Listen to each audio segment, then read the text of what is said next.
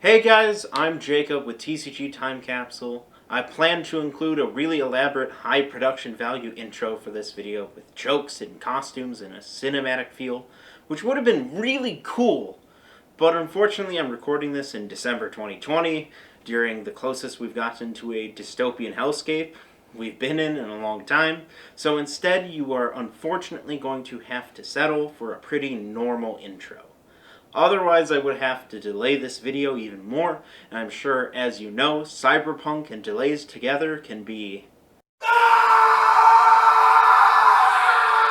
This intro won't hook you like what I had planned, but you should definitely stick around as we talk about one of the most controversial card game flops of all time, the idea of Cyberpunk itself, and share some long hidden secrets directly from the mouth of a forgotten game's creator. Let's go.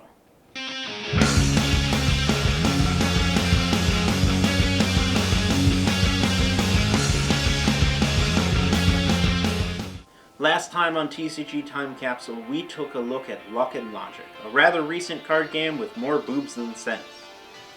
This time we're going to be covering the 2003 Cyberpunk card game.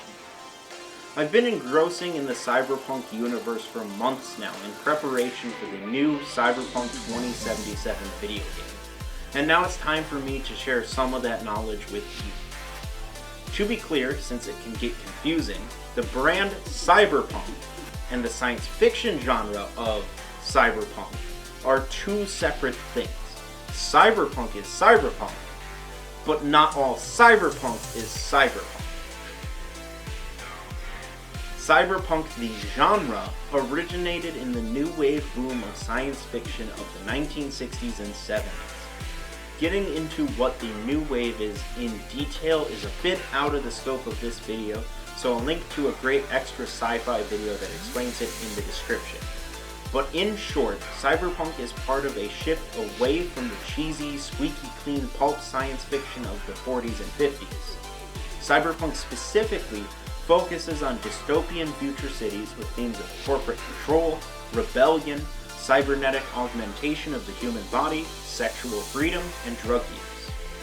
While many of you may not be familiar with the novels that kicked off the genre, like Philip K. Dick's incredible Do Androids Dream of Electric Sheep, or William Gibson's short story John A. Mnemonic, you are probably familiar with the many works that have drawn from them, like the movies Blade Runner or The Matrix, or if you're an anime fan, Akira and Cowboy Bebop, or if you prefer video games, both the Deus Ex series and Hideo Kojima's Snatcher are basically cyberpunk simulators.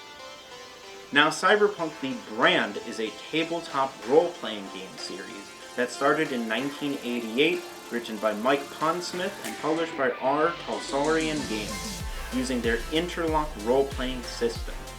Most editions of the game are denoted by the year in the timeline they take place in, beginning in the 2010s. With the new video game being Cyberpunk 2077, which is the furthest into the somewhat retconned timeline we have ever seen. The newest edition of the tabletop role-playing game, Cyberpunk Red, is a direct prequel to the video game, and was intended to release before 2077's launch, but it was delayed for a significant amount of time due to current worldwide events happening throughout 2020. Cyberpunk has been a consistently well-received role-playing series, but it has been rather underground compared to other more successful series like Dungeons & Dragons or Call of Cthulhu. The series has received two video game adaptations, the aforementioned Cyberpunk 2077, and the much less well-known Cyberpunk Arasaka's Plot for J2ME phones from 2007. The series has also received two completely unrelated trading card games. The game actually named Cyberpunk, released in 2003, and the earlier and much more successful Netrunner, created by Richard Garfield, who you may know as the guy who created Magic the Gathering. For this video, we'll be covering the 2003 game since 1, it's actually called Cyberpunk, and I need that search engine ranking, and because a video on Netrunner needs some real dedication to it, considering it is one of the most praised card games of all time, and has a history stretching 3 decades and 2 completely different publishers. Maybe I'll have that video done by the release of Cyberpunk 2077 standalone multiplayer game. Maybe. Now that we've got that out of the way, we can actually start talking about the card game this video is about. Yes, we're finally actually talking about the Cyberpunk card game. Cyberpunk the Ccg was released in 2003 by Social Games, a part of Image Native Worlds, under license from R. Tosarian Games. It was their first and only published game. The card game launched with the Your First Run starter deck, available at various conventions, and then would see its first booster set release called Cyberpunk the Ccg 2013 at Gen Con. This set is essentially an alpha version or a first edition. They would then release a revised booster set, fixing some cards and adding some new ones called Cyberpunk 2020. 6 starter decks would also be released for the game. Before I picked this game up for this episode, I had never played it. This is a first for TCG Time Capsule since our first 2 episodes featured games that I was well versed in. I picked up a lot of loose cards and sealed starter decks on eBay and got ready for some serious research.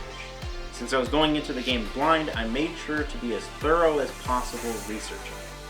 For research, I read through over a dozen Wikipedia articles, dug through archived web pages like the now very broken Cyberpunk website, and did possibly the most awesome thing I've ever done for this show. I reached out to Peter Wex, the lead designer for Cyberpunk CCG, and he graciously agreed to do a full interview with me all about his time with Social Games.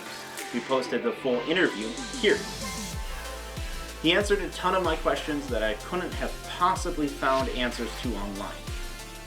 Peter is a published author. If you'd like to show him your appreciation for helping to document card game history, I've included a link to his Amazon store page where you can buy one of his awesome novels in the description of this video. One of the many sources I looked at for this game were the reviews for it on Board Game Geek, where I discovered that this is one of the most polarizing card games I've ever seen.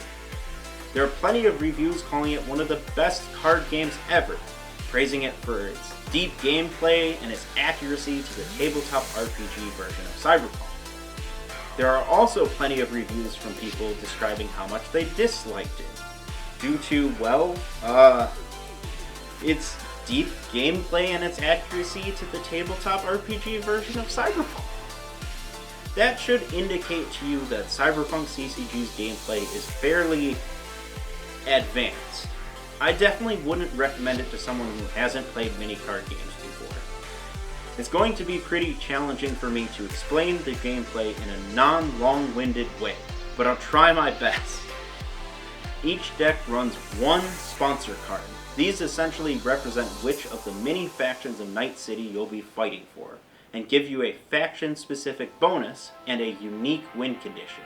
The 6 sponsor cards are the Mob, which represents organized crime with a focus on controlling locations to achieve victory.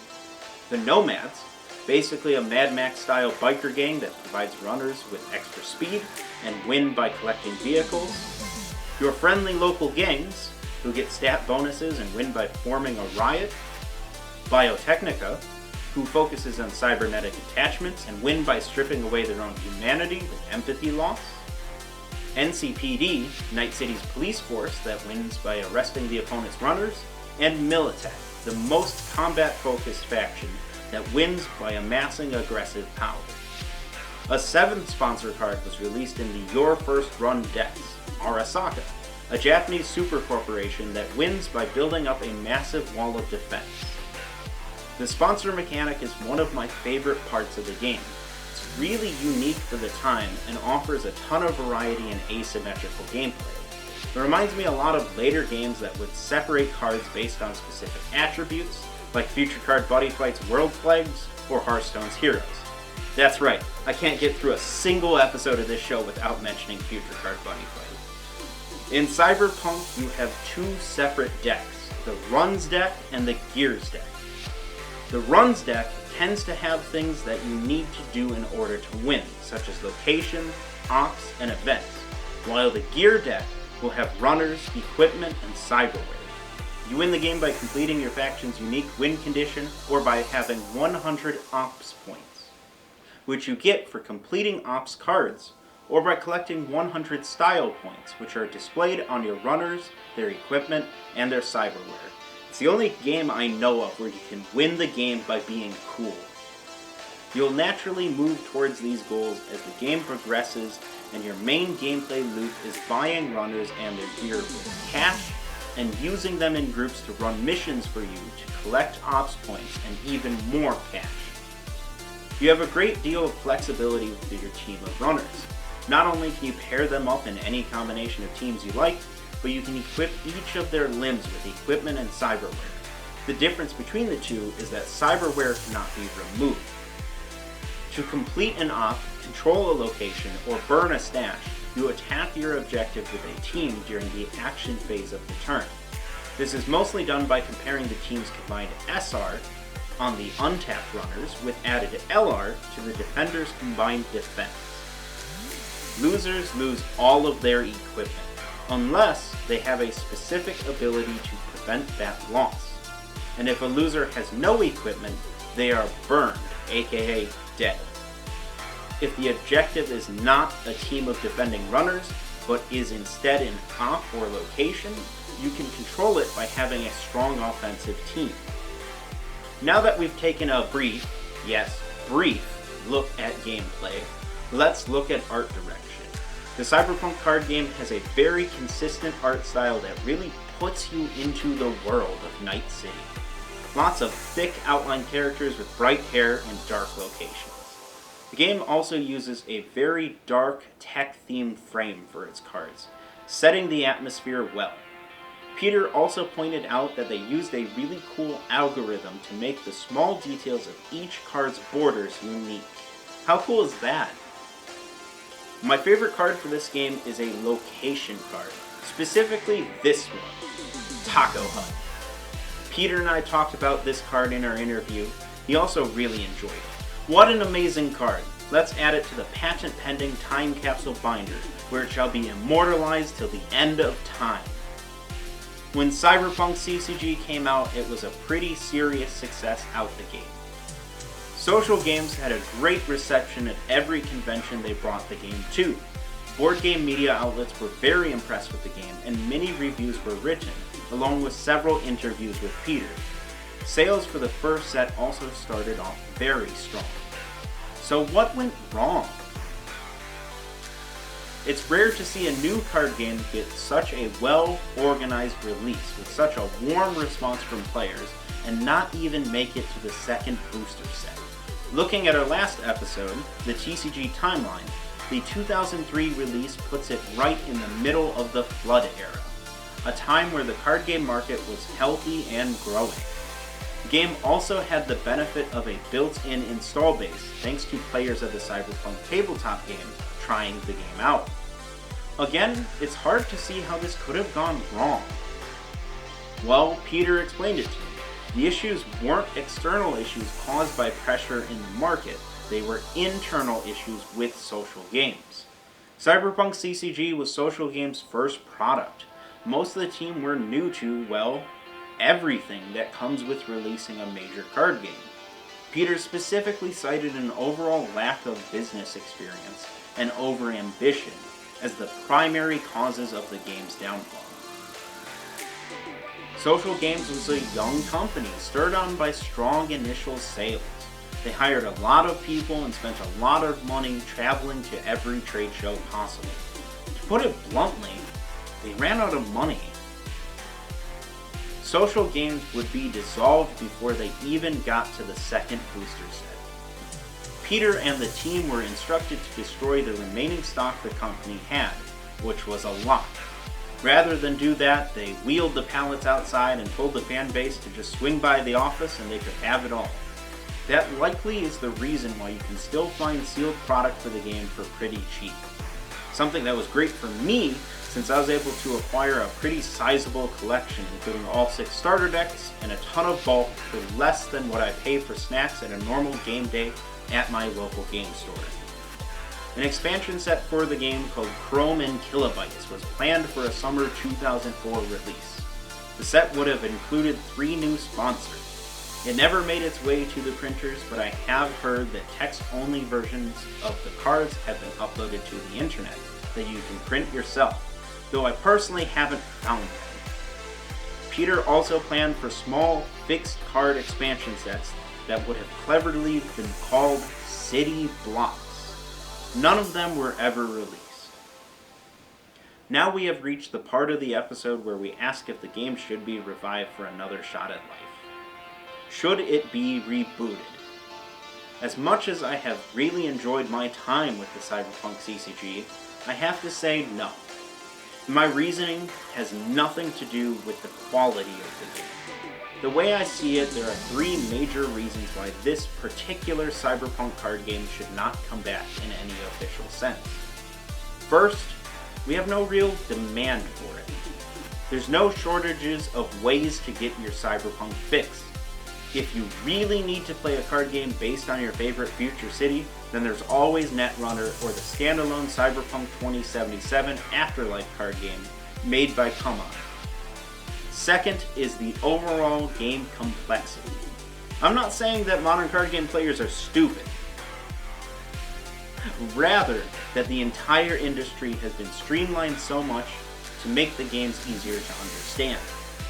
Cyberpunk Ccg feels like an old school card game, and those who have never experienced that environment would really struggle with it. And third, the Cyberpunk brand has changed so much since the old days that I feel capturing the unique feel that the Cyberpunk Ccg has would be a challenge these days, especially with how notable the brand is now. I don't think the indie vibe of the original could be recaptured with a modern corporate mentality. That being said, I think that fan-made sets for this game would be awesome. Now we move on to a new section for TCG Time Capsule, where we will be rating the card game based on certain metrics to determine just how well it stacks up compared to the hundreds of other forgotten games. First, art. This is where we'll be rating a game's art direction and general aesthetic. Cyberpunk gets a 5 out of 5. Easy, no question about it. I love the art of the game, it speaks to me on a personal level. Next is price. This is a measure of how easy it is to pick up some decks to play or build a nice collection. It's always nice to get some deals. For price, Cyberpunk gets a 4 out of 5. Cards remain pretty cheap for now, with the exception of the Your First Run deck, which has become quite collectible. Next is collectibility. Here we will weigh how enjoyable the game is to collect. This could have to do with print runs or just how many interesting exclusive cards there are, but essentially it's a measure of how impressive having a full collection of that game would be to your average card fan.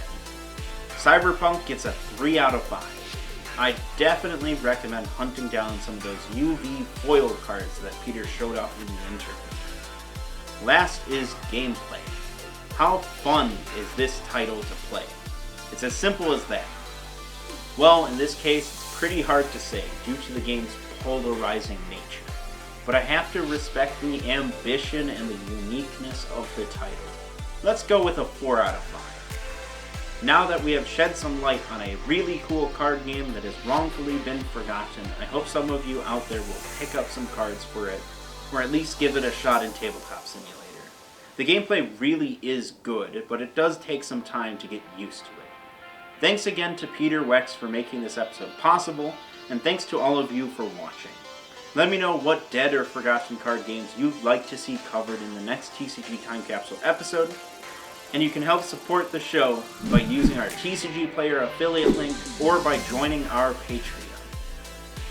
And that's our review guys today, so I'll see you next time.